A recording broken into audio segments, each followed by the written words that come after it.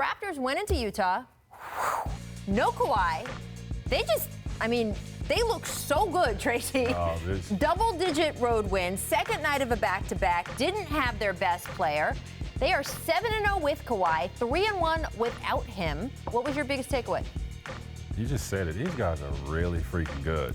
You know, I watched them when they played the Lakers the other night. Was winning by 30 points without Kawhi, and on a second game of a back-to-back, they go into Utah. Now Utah is not playing. I don't think they won a game this year at home. At home. They're not playing I heard that great earlier, basketball, and I couldn't believe right? that. I couldn't believe that because it's one of the toughest places to play. On the second night of a back-to-back, Utah for decades. Teams coming off the West Coast. We're going to get to Utah. Talk about Toronto. This is why people in Canada don't like you, Brian.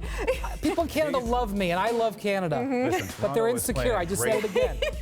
Great team basketball. I mean, Serge Ibaka is playing unbelievable right now. His numbers in his first few games is just off the charts. Can they keep this up? I'm not worried about Toronto in the regular season. I've seen them, what they could do. They had the #1 seed. Now, granted, they didn't have Kawhi. I want to see what they could do when they get to the playoffs. What's impressing me so much about Toronto, especially on this road trip, is their focus.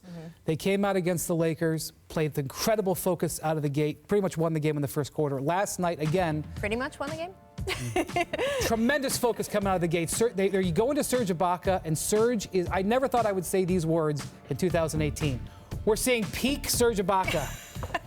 And Pascal Siakam, I think you know how I feel about him. Zach Lowe is been on his bandwagon longer than I have. Zach Lowe drives the Pascal Siakam. He also closed the bandwagon last night. I saw that. He says no more room on the bandwagon, which, I don't think Pascal feels that way. He would like it more people. And this is just Nick Nurse is doing a very good job getting this team ready to play. Now, it's hard to do that over the course of 82 games.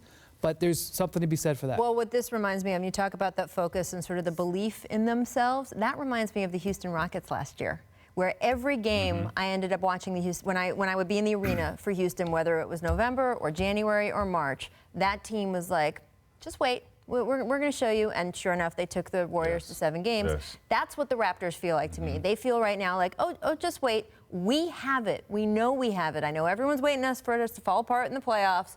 We think we're the ones going to the finals. Well, a big part of it, too, they have swag. They have championship pedigree on their roster now. With Kawhi and Danny Green. And those additions, I think, is really... Yeah, that's a good point with Danny Green. Talking to people around the team when they were in town here the other day, to a man, they all said Danny Green has been a huge difference. And this is what they won't say publicly, but I know how they feel.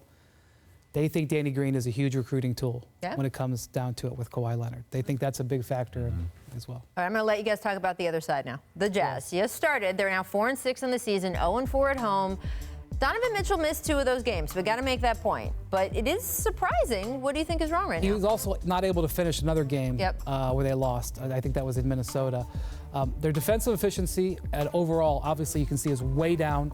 One of the things that's been giving them trouble is Derek Favors, the guy they gave a big contract to in the offseason.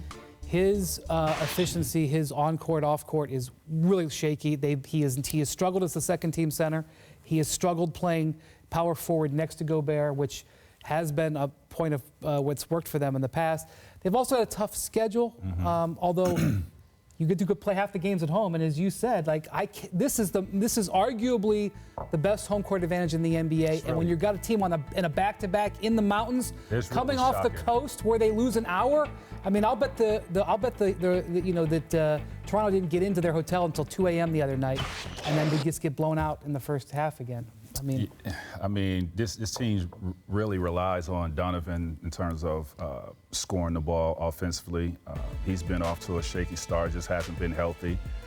Gobert hasn't really been the rim protector like he was last year. I don't feel about this team like I felt last year. Like, it was something like they had swagger. They had great chemistry. The second half of last season. Second half of last year. The first half of last season. Yeah, but I mean, in second half, and they finished strong as well.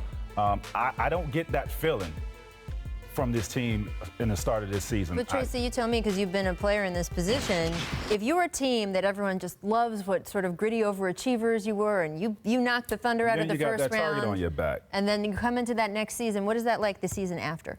Well, it's, it kind of carries over because you're feeling yourself. You got a great deal of confidence. Everybody in that locker room feels what you're able to accomplish, and you look forward to, like, man, we are really good. Can we duplicate that? And that's the hardest thing about this league is every season is different, you know, and it's showing with this team right now. Now, it's still early. We saw what they were able to do in the second half of last season and not, you know, win a playoff season run. So we'll see what can happen, you know, when Donovan gets back, and we'll see mid-season.